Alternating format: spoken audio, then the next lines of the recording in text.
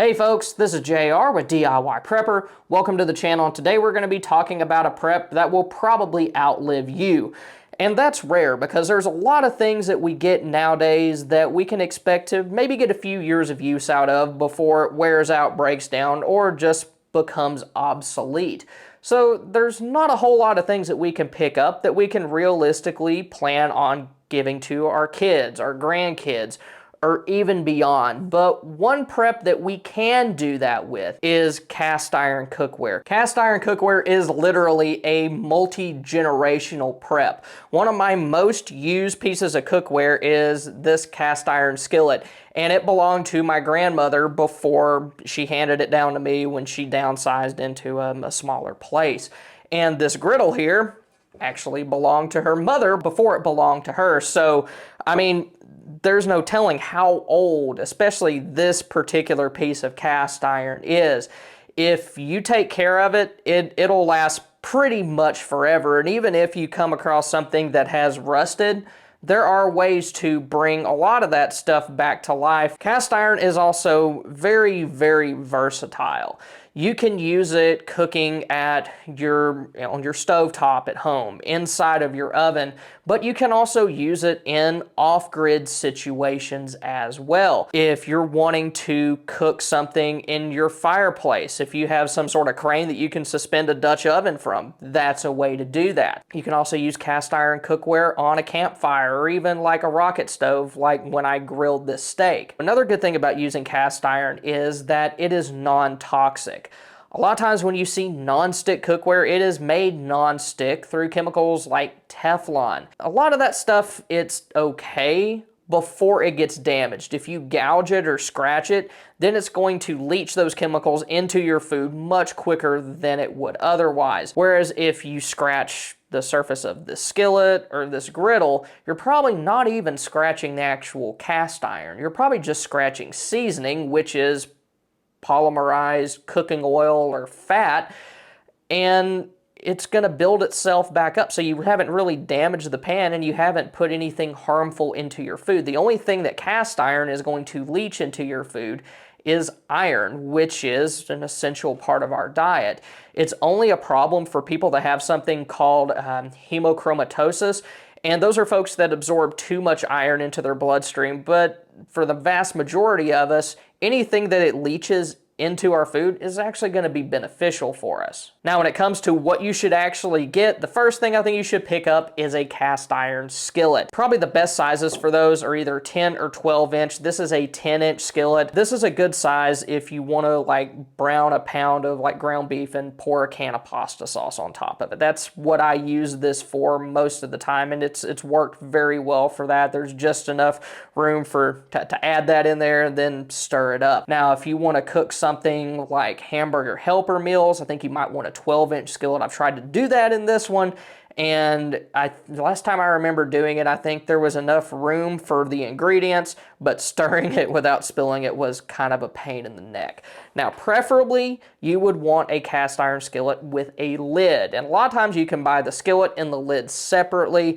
What I've done is there's like a pot lid somewhere else in our kitchen that will actually fit on this, and I've just kind of made do with that. But you can easily find either a cast iron lid or a glass lid for these.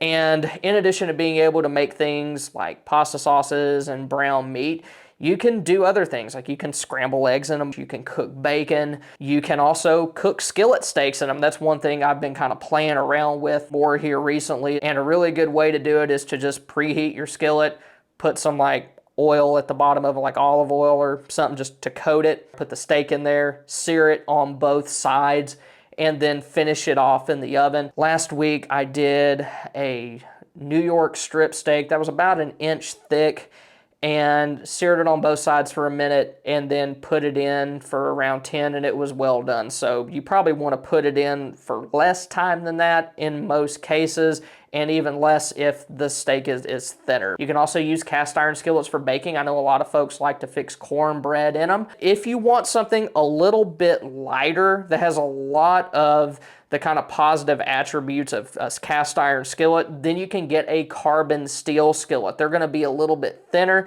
so they're gonna heat up a little bit faster than this would, so that's good if you're in a situation where you're using something like butane or propane, you're trying to save your fuel, and you can get that piece of cookware hotter a little bit quicker. It won't retain heat as well, but that is a decent option. The next piece of cast iron that I recommend preppers pick up is a good Dutch oven. These can be used to make things like soups, chilies. You can also bake bread in them. And if you have a deep fry basket like this, you can fry stuff in them. Like you can make French fries, fried fish, chicken, whatever you want to do. And they do make smaller fry baskets if you have a smaller size Dutch oven. This one is a 6 quart, so I think it's kind of just right in the middle for most people. Like most families, I think would be good with somewhere between a 5, 6, or 7 quart. And there's a lot of different styles of Dutch ovens out there, just depending on what you want to use it for. This one, you notice it has a flat bottom on it. So this is going to be a good choice if you're primarily going to be using it indoors, like on your stovetop, in your oven. They do make Dutch ovens that have legs on the bottom of them, and then the lids are designed so you can set coals on top. And those are more used if you're wanting to cook outside, like over a campfire. And a lot of the time, those kinds of Dutch ovens, they also have hanging bails on them so you can suspend them over a fire. This particular one also has, the lid is a grill pan. The only thing I would change about this Dutch oven is I wish that it had a hanging bail. Because, I mean, really, if I wanted to cook on a campfire with this, I could make it work. But just adding something like a chain or something like that would probably allow me to suspend it over an open flame. I mean, you can make stuff work. And this lid, it can be positioned this way also. So if I wanted to, I could hang this without too much problem. And they do make enamel cast iron cookware, which is pretty good at being nonstick, but it's not quite as durable as just a regular cast iron Dutch oven because you have to worry about not chipping that enamel surface. And it's also a good idea to have a griddle in your collection. You can set this over the burners on your stovetop, whether it's gas or electric, and use it to cook things like burgers or grilled cheese sandwiches. Or if you're camping, you can set this on top of like a propane camp stove and use it to cook pancakes, and you can do the same thing with your gas grill as well. Where a griddle has an advantage over something like a skillet is it's going to be easier to maneuver things like spatula, so you can get up underneath foods, flip them over, do whatever you need to do. You're not going to have to worry about kind of this side of the skillet getting in the way. This only just has kind of a very small lip on it to prevent oil and grease and other stuff from spilling over the sides. Now, modern griddles, they're actually reversible. They have a smooth side like this one, and then you can flip them over and they have kind of a grill pan texture on the other side. Like I said earlier in the video, this one is very old. It belonged to my great-grandmother, and the handles kind of prevent you from being able to flip it over, and there's not really anything on the other side anyway. But if you're in the market and you want something that's kind of dual purpose, then those reversible griddles are good options. Now, when it comes to which brand to get, I know Lodge, they make good stuff, and they're not sponsoring this video. I just usually, if I pick up a new piece of cast iron, it's probably gonna be one of theirs. You can find them pretty much anywhere. They've been in the business for a long time. If you can find some of their vintage stuff, that's gonna be good as well. Some other vintage options include things like Wagner. They made good stuff. I think I have one of their skillets. It's kind of a small, like one you can just cook an egg in or make a skillet cookie or something like that. But one thing you want to avoid is going to like a resale shop or a flea market and assuming because it looks old and rusty that it's some like antique gem, because that may not be the case. Kind of know what you're getting, do your own research, and don't end up paying a bunch of money for some cast iron you think is good, but really it's something from China that's been produced within the past 5 years. Now, when it comes to actually taking care of cast iron, there's a lot of different opinions on this, and people tend to be very devoted to their one bestest, most holiest way ever to take care of cast iron. Some, they're definitely better than others, but if you can avoid rust and sudden temperature changes, your cast iron's probably going to live to fight another day. And even rust, a lot of the times, it can be reversed. You kind of may have to start over at step one with your seasoning if it gets really bad. But sudden temperature changes, that's the worst thing that could happen to cast iron. Like if you have a really hot skillet and then you plunge it into a sink full of cold water, that sudden temperature change could cause it to crack. And the reverse is true as well. If you have a hot like burner element on your stovetop and then you have a cold skillet and you set it on top of it, then that temperature change could mess it up as well. And I know there's probably somebody watching this video, I do that all the time and it ain't never happened to me. Well, good for you, but that doesn't mean it's necessarily the best thing in the world to do with your cast iron. Now, when it comes to just normal everyday use, as long as it doesn't get too messy, you might just be able to use a damp rag and wipe it out. You might also just be able to take your hot skillet, take some hot water, put it under there, scrub it out, and it would be fine. Now, for more stuck-on food, you can use things like coarse salt as kind of a scrubber, kind of almost like exfoliating to get all that stuff off of there. Anything real bad, you can use a chainmail rag. Like this is the Ringer.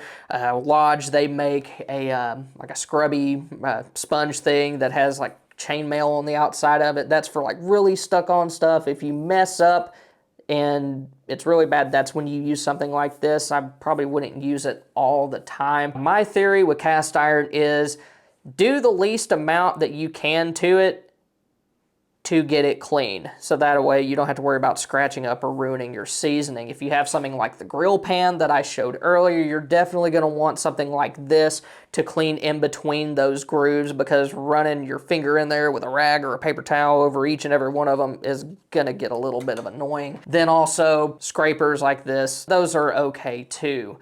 Now, as far as soap goes, you can use soap. I try not to, just because I don't want to end up with that taste on there or removing any seasoning, which that isn't really as big of a problem as it used to be.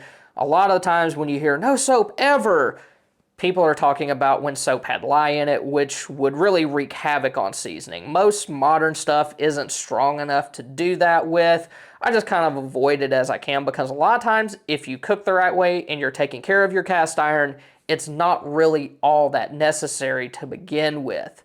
Now, after it's clean, you want the whatever it is, like a skillet, griddle, Dutch oven, to be hot. Put some like olive oil on it and then let it re-season it. The master of taking care of cast iron is Cowboy Kent Rollins. So if you want to learn more about how to take care of cast iron from like a real expert, he's probably your go-to. Also, if you want to learn different things you can cook on cast iron, he's a good choice as well.